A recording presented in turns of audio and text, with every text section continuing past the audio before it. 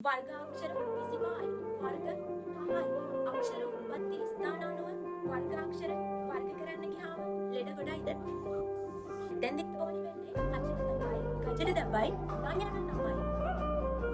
Feel කරගමු. උතුරු කොටස් ටික. ක වර්ගය, ස වර්ගය, ත වර්ගය, ත වර්ගය සහ ත වර්ගය විදිහට. එතකොට මෙන්න මේ කියන වර්ගවලට අයිති අක්ෂර තමයි මේ ඉදිරියෙන් තියෙන්නේ. ක වර්ගයට අයිති වෙන අකුරු පහ තමයි ක ක ග ග න.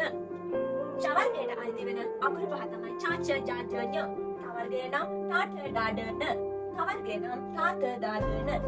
ත වර්ගය නම් අ ප බ භ ම. අන්තිම ප්‍රශ්නේ. අක්ෂර උත්පත්ති ස්ථාන අනුව මේ වර්ගාක්ෂර වර්ග කරන්න යද්දී තාමත් පටලව ගන්නවද? කතා මූද ඕ. මූද නෙවෙයි මූද. කතා මූද ඕ. කිව්වේ කණ්ඨජ. කණ්ඨය කියන්නේ උගුර. උගුර මූලික කරගෙන උපදින අක්ෂර කණ්ඨජ අක්ෂර වෙනවා. කණ්ඨජ අක්ෂර පහ තමයි මේ තියෙන්නේ. තා තාලුජ. තාලු කියන්නේ තල්ල. ජ කියන්නේ උපන්. තල්ල උපයෝගී කරගෙන උපදින අක්ෂර තාලුජ අක්ෂර වෙනවා. ඒ ච වර්ගය තමයි තාලුජ අක්ෂර වලට අයිති වෙන්නේ. මූ වෘද්ධජ අක්ෂර. දිවේ අග කොටස මුදුනේහි වැදීමෙන් උපදින අක්ෂර වර්ගයට අයිති වෙන අකුරු පහ. දන්තජ අක්ෂර. දත් ආශ්‍රයෙන් උපදින අක්ෂර දන්තජ අක්ෂර වෙනවා. වර්ගයට අයිති වෙන අකුරු පහ. ඕ ඕෂ්ඨජ. ඕෂ්ඨජ යනු තොල් ආශ්‍රයෙන් උපදින අක්ෂර වේ.